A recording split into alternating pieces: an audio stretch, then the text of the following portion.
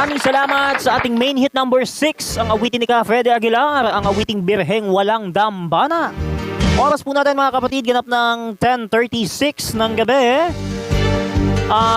Eto muna, daanan lang muna natin itong mga tanong na, itong mga sagot natin dito sa ating tanong ngayong gabi. Na ano ang pakiramdam kapag ikaw ay sinampal ng isang baklita? Sabi dito ng netizen na nag-comment, masakit pa rin kahit may bakat na sa mukha yung nagsampal. Ay oo. Lalo na yung pinagsampalan niya, biktima pa. Medyo malaki-laking malaki-laki ang contingency na malaki-laki ang contingency na maaaring magkaroon ng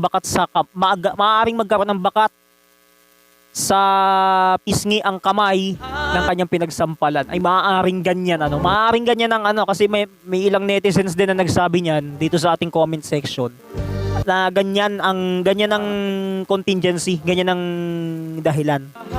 Maaaring halimbawa pag sinampal ka ng malakas, maaaring may bakat sa mukha yung nagsampal. Yung nagsampal sa'yo, baka may bakat na sa kamay yung pisngi dun sa pinagsampalan mong o dun sa biktima na pinagsampalan mo. Medyo malaki-laking malaki-laking issue po yun. Kasi pagka nagkaganon, medyo malaki-laking problema po yun. Utang na loob kung ikaw ay kung may balak siyang sampaling ka ulit, ako mag-ingat ka. Hanggat kaya pa, sana lang hindi magkaroon ng bakat yung kamay. Mag-ingat-ingat na kayo sa susunod.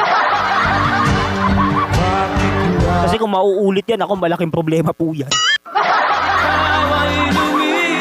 Maaaring magkaroon ng contingency kapag sinampal ka, mag-ingat ka. Maaaring ganun yung eksena, pero mag-iingat ka pa rin. Dapat talaga mag-ingat